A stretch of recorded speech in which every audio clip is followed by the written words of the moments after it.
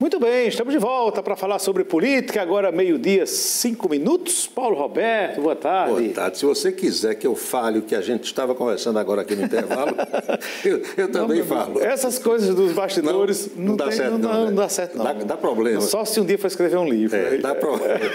Vou passar tudo para Gilson Souto Maior, que gosta de escrever livros sobre televisão, sobre rádio, aliás, livros muito bons. Eu acho que ainda certo escrever esse livro é Reginaldo, porque ele escuta todos os bastidores, né? Ele pode anotando Arlindo Nóbrega, nosso companheiro campinense que está em São Paulo, também está escrevendo um livro sobre bastidores do rádio e da TV da Paraíba. É bom. Logo, logo ele vem lançar aqui. Essa confusão na Petrobras. A gente conversa com alguns colegas que trabalham em Brasília e o que todos eles dizem é que há uma briga interna, intestina, entre Alexandre Silveira, que é o homem do Ministério das Minas e Energia, e Jean Paul Prats, que é o manda-chuva da Petrobras. Tem uma guerrinha lá dentro, por prestígio, junto ao presidente da República, alguma coisa nesse sentido. E os desencontros estão acontecendo, tanto que ontem o presidente Lula teve que chamar o pessoal para conversar e ver se dá uma puxada de freio de mão nessa situação. Não é agradável, porque qualquer declaração, o valor da companhia cai, bilhões são perdidos de um dia para o outro, e isso acaba gerando instabilidade no mercado nacional e também no mercado internacional. Mas ontem, depois de uma reunião com o presidente Lula, saíram do gabinete 2 ministros, o Alexandre Silveira, das Minas e Energia, e o Fernando Haddad, que é o ministro da Fazenda. E os dois deram declarações. A gente separou um trechinho primeiro das declarações de Alexandre Silveira. Vamos ver aqui. Absoluto em tornar a Petrobras cada vez mais atrativa ao investidor, tanto nacional quanto internacional. A prova constante, a prova cabal disso é que ano passado a Petrobras ganhou muito valor.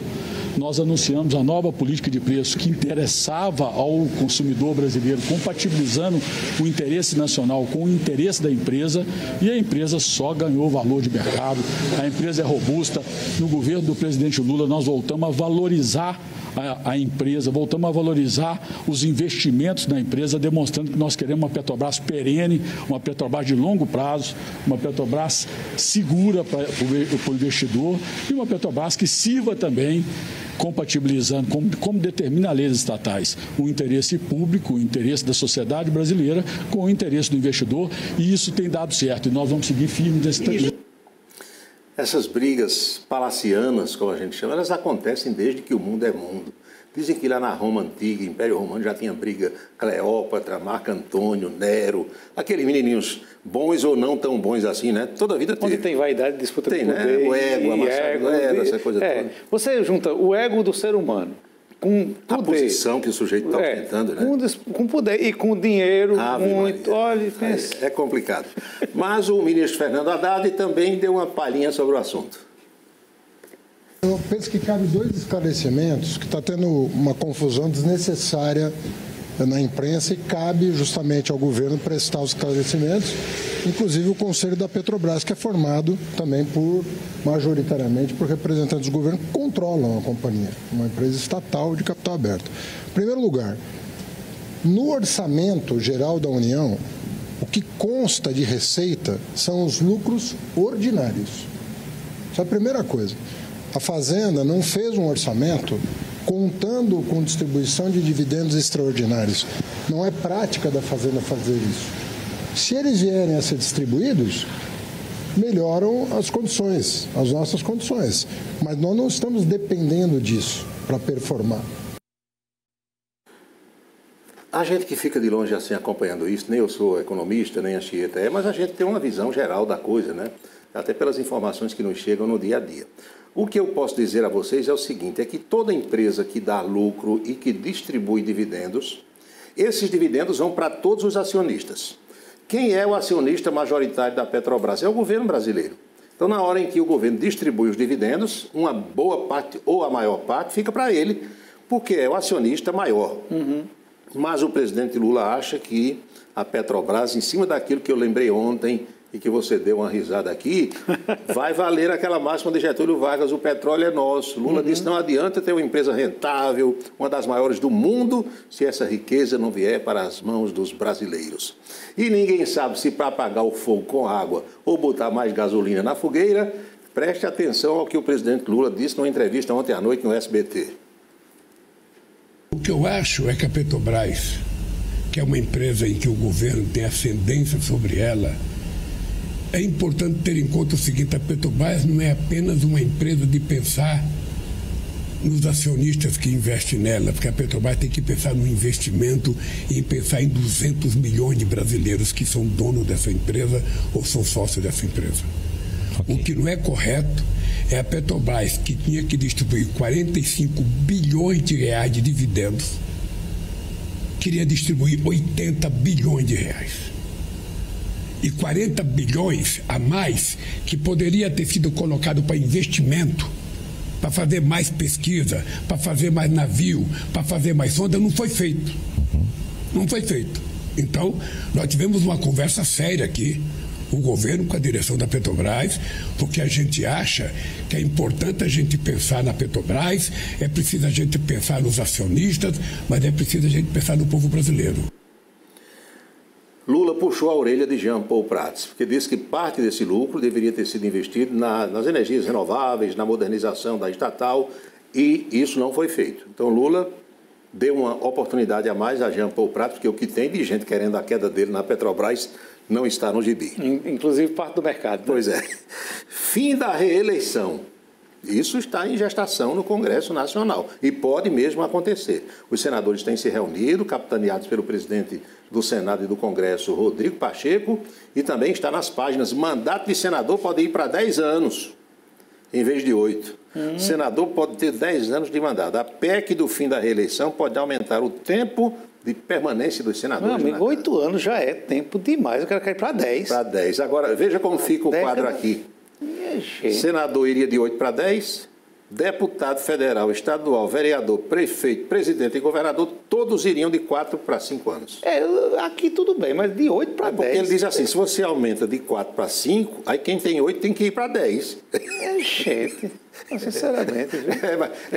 É tão bom como, é tão fácil quanto mastigar água, como diz Dagoberto Pontes, não é? No negócio bom para ser senador. Senador, 10 anos que o senador, todo mundo sabe que a distância do Senado para o céu é 1 palmo. Mas tem senador que diz que o Senado é melhor do que o céu. Porque para ir para o céu você tem que morrer. E o Senado, exatamente. Não precisa, exatamente. Vai vivo, vai vivo. É verdade. Pois bem, e o Mauro Cid? O tenente-coronel Mauro Cid chegou ontem por volta de 1h da tarde na Polícia Federal. Sabe que hora ele saiu? 00:15. Pensa num depoimento longo? Porque os delegados queriam, inclusive, dar uma parada ontem e que ele voltasse hoje. Ele disse, não, já estou aqui e vou embora. O novo depoimento teve mais de 9 horas de duração.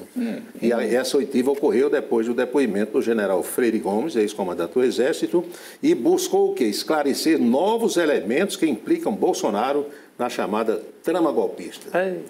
Como diz o amigo, como diz Bill do Violão, é rolo.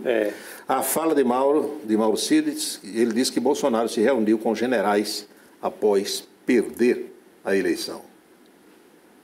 Tem desdobramento.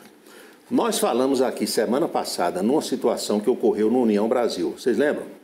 União Brasil mudou de comando, defenestraram, deram a rasteira em Luciano Bivar, aqui de Pernambuco, e colocaram na presidência do partido um afilhado dele. Ele deu a mão ao Antônio Rueda, e Rueda articulou com o governador Ronaldo Caiado, com a ACM Neto, com Efraim Filho. Lembra da declaração? Sim. Deram a rasteira no Luciano Bivar. Quando ele tomou conhecimento disso, tem um vídeo gravado, aliás, o governador Ronaldo Caiado disse que tem esse vídeo, onde Luciano Bivar teria dito, vai morrer gente. Menino. Porque o dinheiro da União Brasil, Anchieta, é 500 milhões de reais. É muito dinheiro. Meio bilhão. Muito dinheiro. Então, a briga é política, mas é também pelo dinheiro. Sim. E sabem o que aconteceu de ontem para hoje? Colocaram fogo em 2 mansões pertencentes a Antônio Rueda e a irmã dele, que vai ser a tesoureira do partido. O cara será o presidente e a irmã a tesoureira. Foi aqui em Pojuca, Pernambuco. Olha só. Incêndio atinge 2 casas da família do presidente nacional da União Brasil, em Praia de Pernambuco. Uma das residências é de Antônio Rueda, a outra é da irmã dele, que é a tesoureira do partido. Menino. Botaram fogo nas casas. Investigado. Felizmente não tinha ninguém. Tem uma imagem, inclusive, do fogaréu aqui, para a gente mostrar. Sediaram tudo. 2 mansões. O Luciano Bivar já deu uma declaração hoje ao jornalista Mauro Jardim, do jornal o Globo, e disse: eram 2 casas velhas, desabitadas, não tinha ninguém por lá. Mas quando eu fui ver as fotos e os filmes, são 2 mansões. Não tinha ninguém na hora, mas casas bem mobiliadas, com piscinas, com objetos de arte e tudo. Então, o negócio é sério. Independente do que seja... É um atentado, né? É sempre um incêndio, você tem que investigar. Que aí você tem um vídeo do homem dizendo que vai morrer gente. Exatamente. E de repente aparece um negócio desse. Tem que ser bem investigado o negócio. Pois bem, e o deputado Aguinaldo Ribeiro, ontem, deu entrevista na capital, e lá para as tantas, ele olhou assim para Reginaldo Bastos, que Reginaldo estava conversando com ele na videoconferência. Aí disse: Romero, afinal das contas, é situação ou é oposição em Campina Grande? Ele disse que não sabe até hoje. Veja aqui a declaração dele. A questão de Romero, eu acho que primeiro é a definição do campo deles. Para mim, Romero não decidiu qual é o campo dele. Ele precisa primeiro decidir se ele está com o governo municipal ou se ele é oposição. Se ele definir que é oposição, eu acho que aí nós temos que sentar também com o partido, que é o Podemos, que é o partido dele, para também, integrando o campo das oposições, a gente discutir a viabilidade da melhor candidatura. Mas não dá para ficar discutindo quem candidatura no âmbito de quem está com o governo. Então, eu acho que essa é uma decisão que é dele, não me cabe aí comentar, tenho o maior respeito por o Romero, tem uma ótima relação, mas no momento eu tenho que falar sobre quem está no campo das oposições. E aí eu defendo que nós sentemos para juntos apresentarmos as candidaturas e... Você nota que o Romero está na pauta de todo mundo, né? Romero está na pauta de todo mundo. Pense na chamada mídia free. É aquela mídia gratuita, né? Você tem que dizer ele não está muito preocupado com o tempo, não. Aí. Fugindo das entrevistas. Só se é a gosto de Deus, lá para agosto. Pronto, o Romero não quer nem saber de nada. Todo mundo falando nele, né? É a noiva mais cobiçada da política paraibana. Todo dia ele tem mídia de graça. E a boca maldita de hoje? A boca maldita de hoje, na hora do almoço, vem do estado do Pará. Mas a gente não vai mostrar aqui pato no tucupi, nem aquelas iguarias paraenses, não. Um pré-candidato a vereador do estado do Pará resolveu fazer uma espécie de oferta para os seus prováveis eleitores. Vamos ver aqui?